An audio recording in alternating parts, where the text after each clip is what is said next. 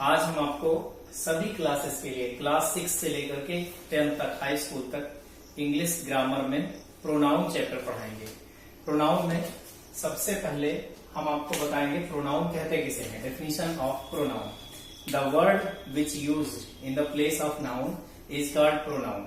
वे शब्द जो सर्वनाम के स्थान पर प्रयोग किए जाते हैं, जो नाउन के स्थान पर यानी संज्ञा के स्थान पर जो प्रयोग किए जाते हैं वो सर्वनाम कहलाते हैं। फिर से एक बार सुनिए, सर्वनाम वे शब्द होते हैं जो संज्ञा के स्थान पर प्रयोग किए जाते हैं, उन्हें सर्वनाम कहते हैं। वे शब्द जो संज्ञा के स्थान पर प्रयोग किए जाते हैं सर्वनाम कहलाते हैं। सर्वनाम के प्रकार, सबसे पहला प्रकार है personal pronoun.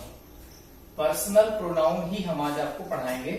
Personal pronoun, personal pronoun जो विशेष व्यक्ति वस्तु स्थान के नाम के स्थान पर प्रयोग किए जाएं, उन्हें पर्सनल प्रोनाउन कहते हैं। पर्सनल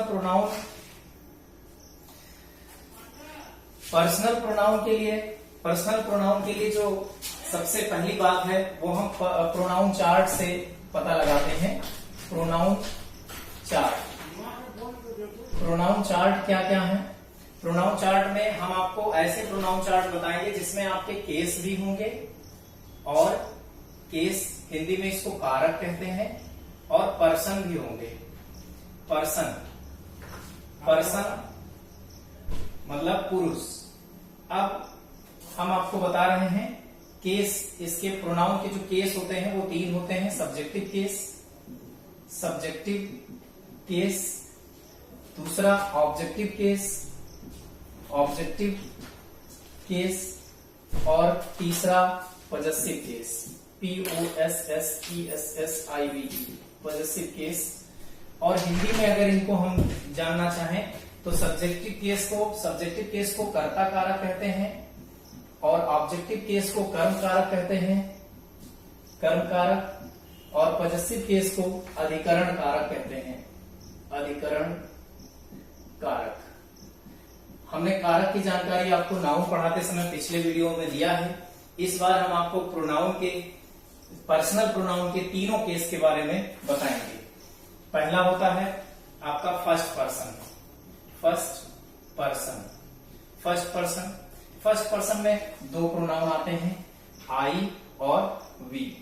आई का क्रमशः ऑब्जेक्टिव केस होता है हमारा, objective case me, possessive case my और माइन। उसके बाद वी में ऑब्जेक्टिव केस होता है अस, आवर, आवर्स। उसके बाद सेकेंड पर्सन आपका आता है। सेकेंड पर्सन में केवल एक प्रोनाउन है, केवल एक प्रोनाउन सेकेंड पर्सन में आता है, वो है यू। इसका ऑब्जेक्टिव केस यू ही रहता है, और पॉजेसिव में जाने के बाद योर हो जाता है या फिर योर्स हो जाता है। इसके बाद थर्ड पर्सन है आपका थर्ड पर्सन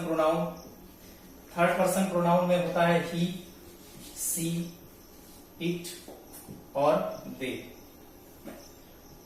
इसका अगर ऑब्जेक्टिव केस देखें तो ऑब्जेक्टिव केस आपका ही, हिम और हिज। ही, हिम, हिज आता है। सी का सी, हर, हर्स। इट का objective case it, possessive case it या इट्स रहता है। और जबकि दे का ऑब्जेक्टिव केस देम होता है, देम, देयर और देयर्स रहता है। इसके बाद सबसे लास्ट में, ये भी थर्ड पर्सन में आता है, थर्ड पर्सन में ही हु आता है। ये भी एक इंट्रोगेटिव प्रोनाउन है, और पर्सनल प्रोनाउन में भी ये यूज होता है, हु, हुम और हुज। इसको समझने के लिए टोटल अगर इनकी संख्या I, me, my, mine, we, us, our, ours, you, your, yours, he, him, his, she, her, hers, it, its, they, them, their, theirs, total 27 personal pronoun है। इनके हिंदी अर्थ में क्या फर्क पड़ता है? जैसे आप देख लीजिए, मैं, आई का मतलब होता है मी, मुझे या मुझको, ये ऑब्जेक्ट के रूप में यूज होता है। जबकि माई माइन होता है, इसका मतलब मेरा, मेरी या मेरे, ये पॉजेसिव केस में यूज होता है। इसी प्रकार से सबकी मीनिंग चेंज हो जाया करती है सब्जेक्ट और ऑब्जेक्ट के स्थान पर, यूज के अनुसार। तो आपको चाहिए कि प्रोनाउन चार्ट याद कर लें इनके उपयोग के आधार पर। एक प्रश्न आपका ये रहता है कि पॉजेसिव में आपके लगभग दो प्रोनाउन आते हैं, यानी पॉजेसिव में माई भी होता है, माइन भी होता है, आवर भी होता है, आवर्स भी होता है।